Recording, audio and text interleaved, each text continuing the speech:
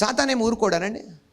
మీరు రక్షించబడగానే మిమ్మల్ని వదిలేడేమి, కానీ శక్తి కూడా లేదు సాతాను కానండి. యేసు ప్రభు వారు పరిచర్య మొదలుపెట్టినప్పుడు ఫస్ట్ అపాయింట్మెంట్ ఎవరితో ఉండింది? అదే సంగతి. ఆయన పరిచర్య ప్రారంభించినప్పుడు గ్రాండ్ ఓపెనింగ్ సెరమనీలు అలా జరగలే. ఆయన ఫాస్టింగ్ ఉన్నాయంట. ఫాస్టింగ్ ముగించగానే వెయిట్ చేస్తున్నాడు ఎవరు? సాతాను. సాతాను దగ్గరికి పరిశుద్ధాత్మ ద్వారా కొనిపోబడ్డాడని ఉంది. బలవంతంగా రాలే. ఈజ్ అన్ అపాయింట్మెంట్ లాగా. ఓకే, నీ సంగతి నేను చెప్తూ వస్తున్నాను. వెళ్ళాడు, కలుసుకున్నారు. ఏమని అడిగాడు సాతాను? సాతాను ఇచ్చిన క్వశ్చన్లో కామన్ ఒకటి, నీవు దేవుని కుమారుడు అయితే, ఈ రాళ్ళు దేవుని కుమారుడు అయితే. తర్వాత అన్నీ అడుగుతున్నాడు, కానీ నీ దేవుని కుమారుడు అయితే. ఎందుకు ఇంత నొక్కి అడుగుతున్నాడు దేవుని కుమారుడు అయితే అని? ఎందుకంటే ముందు అధ్యాయంలో మత్తయి 3వ అధ్యాయంలో మనం చూస్తాము 16-17 వచనాల్లో అక్కడ సాక్ష్యం ఉంటుంది. ఈయన నా ప్రియ కుమారుడు, ఈయన యందు నేను ఆనందిస్తున్నాను. అది దేవుడిచ్చిన సాక్ష్యం. ఈ సాక్ష్యం ప్రభులో ఉంది కాబట్టి ఆ సాక్ష్యానికే ప్రశ్నిస్తున్నాడు వచ్చి. మరి ప్రశ్నిస్తే భయపడాలా? హలో, భయపడాలా? ప్రశ్నిస్తే భయపడాలా? భయపడక్కలే. ఆ సాక్ష్యాన్ని గట్టిగా చెప్పాలి. నీ కోసం ఎవరు చూపించాలా? నేను దేవుని కుమారుణ్ణే. ఆమేన్. అంతేగాని నేను చూపించాలి కదండి దేవుని కుమారుడని, నేను చూపించాలి కదండి దేవుడు బిడ్డలమని, దేవుడు గొప్పతనం ఏంటో మేము చూపించాలి. ఎవరు చూపించమని నేను అసలు నీకు అడిగాడు దేవుడు ఏమన్నా నా కోసం వెళ్ళి చూపించిన ఆయన నన్ను ప్రూవ్ చేయి, నాకు లేకపోతే అందరు నమ్మరని. ఎవరు నమ్మినా నమ్మకపోయినా ఆయన దేవుడే.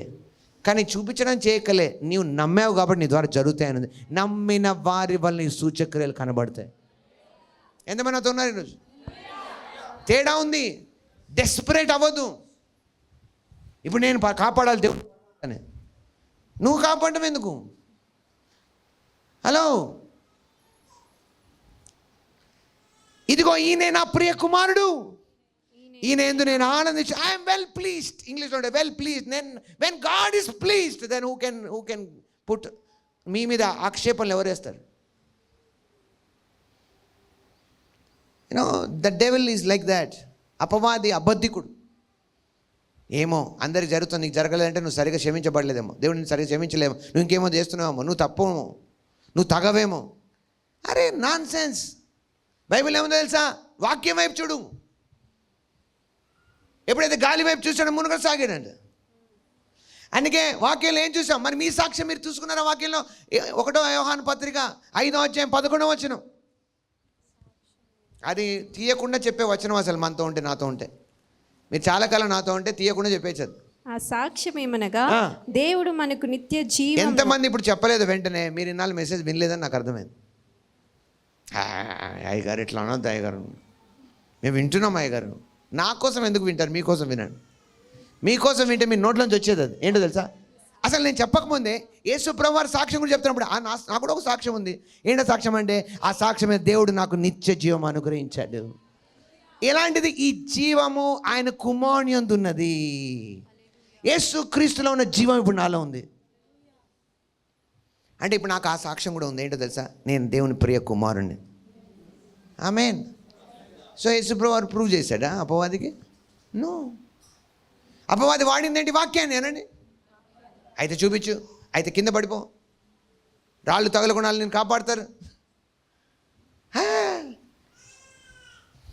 No no no no no no no get out అన్నట్టు. అందుకే దేవుడు మనకు కూడా చెప్పాడు, డిబేట్లు ఏం చేయొద్దు, డిస్కషన్ ఏం చేయొద్దు, గెట్ అవుట్. ఎక్కడెక్కడ వెళ్తారో అపవాదం ఏం చేయండి? గద్దించుడప్పుడు వాడు మీ వద్ద నుండి పారిపోతాడు. Say just get out. Out. ఒకటే ఒకటే మాట ఎప్పుడు అపవాదం మీకు సంబంధం ఉండాలి. Out out out. No discussions. అవసరం లేదు పేరు ఊరు అన్నీ తెలుసుకోవడం. అవుట్. అది చెప్పడానికి ప్రయత్నించిన గెట్ అవుట్. ఏడికి పోతుంది? నీ ఇష్టం వచ్చినట్టు పో. మళ్ళీ ఈ వ్యక్తిలోకి అయితే తిరిగి రాకు. అదొకటి చేయగలం మనం. ప్రభు అదే చూపించాడు మనకి. ఆయన ఏం చేశాడో మనం అదే చేయాలి. నీవే అయితే నేను కూడా అదే చేయాలి. ఆమేన్. చేయగలమా లేదా? చెప్పండి, చేయగలను నేను. ఎస్, ఆమేన్. ఆయన అలా ఉండగలిగితే నేను కూడా ఉండగలను. Now you have to make your self bold like that. ఇది వేరే వాళ్ళు చేయరు నీకోసం, నువ్వే చేసుకోవాలి నీకోసం. దానికి నువ్వు వెర్రి వాళ్ళైనా పర్వాలేదు. మొదట్లో నువ్వు అలాగే ఉంటావు వెర్రి వాళ్ళుగా, కానీ తర్వాత అందరు నీలాగా తయారవుతావు. నీలాగా అవ్వాల్సిన నీలాగా అవుతారు, నీ కానోళ్ళు కాళ్ళగడ్డ అయిపోతారు. బట్ దేవుని వాక్యం కోసం అయితే నువ్వు వదిలేలేవు, నిలబడాల. Praise the Lord. ఇక్కడ ఆ సాక్షి మీద దేవుడు నాకు నిత్య జీవం అనుగ్రహించాడు. ఈ జీవం నాలో ఉంది, ఇప్పుడు నా ఎముకల్లో ఉంది, నా నరాల్లో ఉంది, నా కణాల్లో ఉంది, నా ప్రతి అవయవాల్లో ప్రవహిస్తుంది ఈ జీవం, నా బ్లడ్లో ప్రవహిస్తుంది ఈ జీవం. ఆమేన్. ప్రతి ఒక్కటి కూడా ఆ జీవంతో నిండి ఉంది ఇప్పుడు. దేవునికి స్తోత్రం కలుగును గాక. హల్లెలూయా, హల్లెలూయా. సో నేనేం చేయాలి? ఈ జ్ఞానంతో పనిచేయాలి, ఈ స్పృహలో పనిచేయాలి. ఈ జ్ఞానం నాలో ఉండాలి ఎప్పుడు. దాన్నే డిస్టర్బ్ చేయాలని ఏం చేస్తాడు అపవాది? శోధిస్తూ ఉంటాడు. వాడి పేరు శోధకుడు అనండి. వచ్చి ట్రై చేస్తూ ఉంటాను నేను. ఏం చూపించలే. Live what you are. Praise the lord.